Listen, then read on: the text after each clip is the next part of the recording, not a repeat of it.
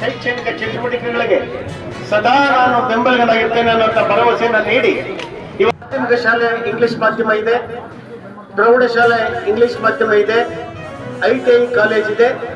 ಈ ಆವರಣ ಮತ್ತು ಈ ಕಟ್ಟಡ ಮಾಧ್ಯಮಿಕ ಶಿಕ್ಷಣ ಇಲಾಖೆಯಿಂದ PUC ವರೆಗೂ ಶಾಲೆಯನ್ನು ನಡೆಸ್ತಕ್ಕಂಥ ನಿರ್ಧಾರ ನೀವು ಮಾಡ್ಕೊಂಡ್ರೆ ನನ್ನಿಂದ ಏನೇನು ಮಾಡಬೇಕು ಸ್ವಲ್ಪ ಸಹಕಾರ ಕೊಡಬೇಕಂತ ನಾನು ಸಿದ್ಧ ಇದ್ದೆ. ಇಂಗ್ಲೀಷ್ ಮೀಡಿಯಂನ ಶಾಲೆಯನ್ನು ತೆರೆಯತಕ್ಕಂಥದ್ದು ಒಳ್ಳೆಯದು ನನ್ನ ಅಭಿಪ್ರಾಯ ಇದೆ. ಬಟ್ ಇದೆಯಲ್ಲ PUC ವರೆಗೂ ಮಾಡ್ತಕ್ಕಂಥದ್ದಕ್ಕೆ ಏನು ಬೇಕು ವ್ಯವಸ್ಥೆ ಮಾಡಿ. ನಾನು ನಮ್ಮ ಸ್ವಾಮೀಜಿಯವ್ರಿಗೂ ಮೊನ್ನೆ ಮಾತಾಡಿದ್ದೆ, ಸ್ವಲ್ಪ ಅಟ್ಲೀಸ್ಟ್ ನೀವು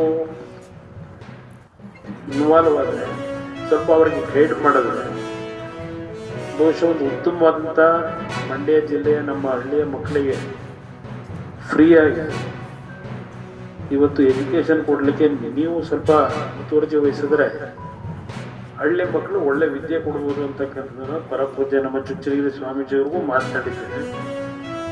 ಅವರು ಸಹ ಸಕಾರಾತ್ಮಕವಾಗಿ ಸ್ಪಂದಿಸಿದ್ದಾರೆ. ಅದರ ಬಗ್ಗೆ ಕೂತು ಮಾತಾಡೋಣ ಅಂತ ಹೇಳಿ.